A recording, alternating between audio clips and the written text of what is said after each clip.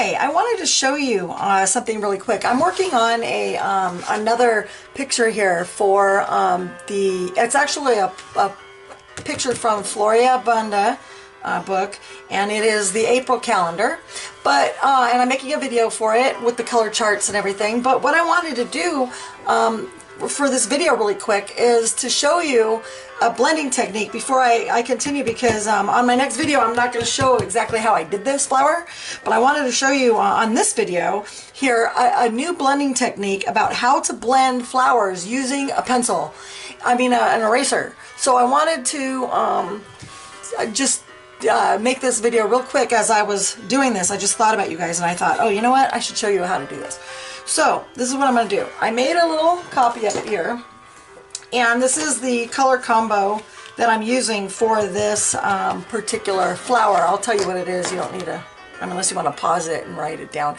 The espresso's not on here yet, though. Espresso is the other color, and I'm not done. But I wanted to show you a little bit here of an idea, just so that you can learn a different blending technique. Now, this is the kind of a eraser that you've seen all the time when you're a kid, right? And it's got this cool little, the chiseled end, okay? So what I want to do is I'm going to start here, and I'm just going to blend. I'm just going to add some Deco Pink here. I just want to show you a technique really quick. All right, so let's say you're making a little flower petal, like so, okay? Hold on, I'm turning down, well, whatever. I was going to turn down the music a little bit, but whatever. All right, so you put your color in like this, right? And then let's say now you want to add another color on the side, like to shade, right? This one happens to be pink. So I'm adding some pink in here, right? Just like you normally do. And I use the flicking method like I do with all my colors. Usually this is my technique. And so because I like to go with the grain of the petal. So let me go a little closer here.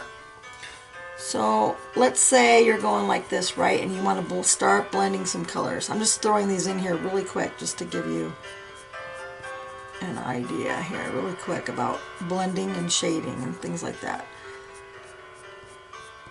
So I just laid some color in here, right? Really simple, right? Just laid some nice color in there. Now, let's say the first thing you do is you take your pencil like this, or your eraser, and you just blend it. And you blend it using the eraser. And as you can see, it blends everything in really, really nicely, right? Look at how nice that blended, right? Blended so nice. Then you take your color again, and you just continue to work like that until you are really satisfied with your blend. So you can make it a little darker, like you can come down. Let's say you want to have a little edge here, maybe coming on this petal, and you take your pencil and you just do it again, and every time you do it, it gets a little bit darker, but you can use that to blend and to actually refine how you want that to look, right? So like now, let's say we wanted to shade down in here. This is orange, so I'm gonna just shade this real quick. Let's throw in some orange in here. Okay.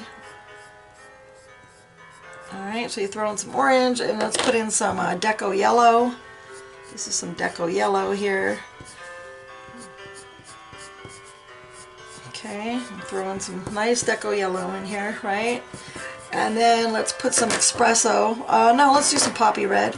This is some Poppy Red. Throw in some Poppy Red down in here. Alright, so now you got some nice Poppy Red going in here. Alright, and you're like, oh, okay, that looks really good, right? Now you throw in some Espresso to deepen the shade. Right? Using some Espresso. And then you start the blending technique again with using your eraser. So you just take your eraser and you just go the direction of the leaves. Alright. Well, now you just blend as you need. So now you took away some of that darkness, so maybe you want to add a little bit back in some areas, right? Maybe you just want some more areas to be darker, and you just keep using this technique until you see how it slowly starts building up color, but it really blends it really nicely. You just take your time.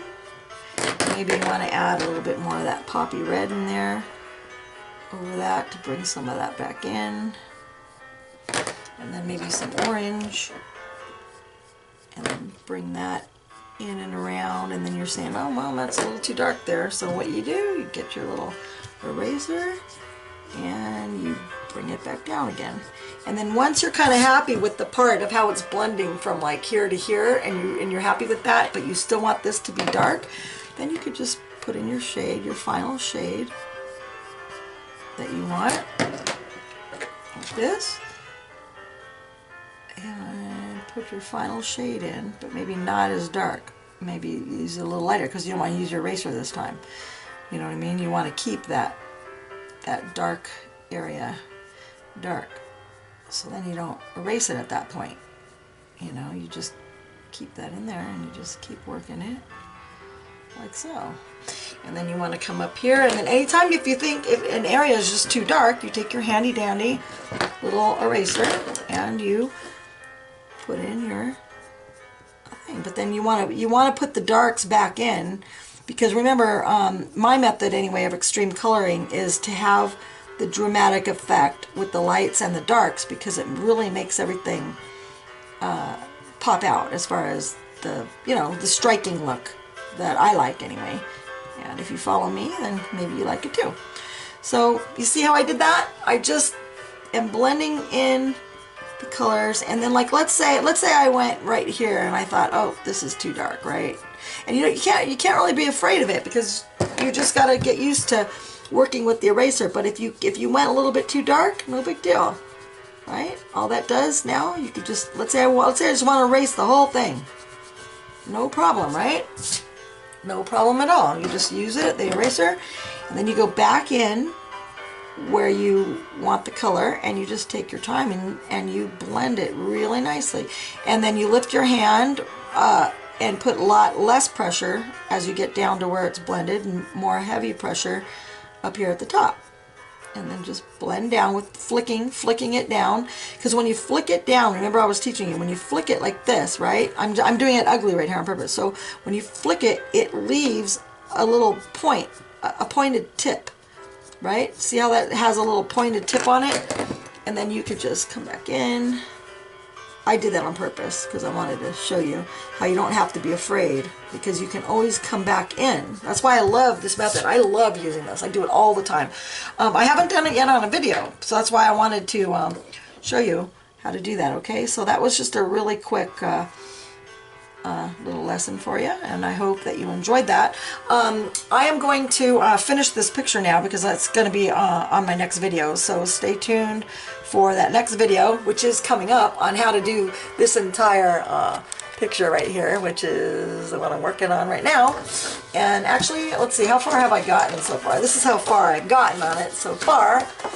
So, and I am creating this color chart for it. So stay tuned for this. This is coming up next. And thank you so much for watching, and I will see you really soon. Again, hopefully. And thank you for watching. Bye-bye for now.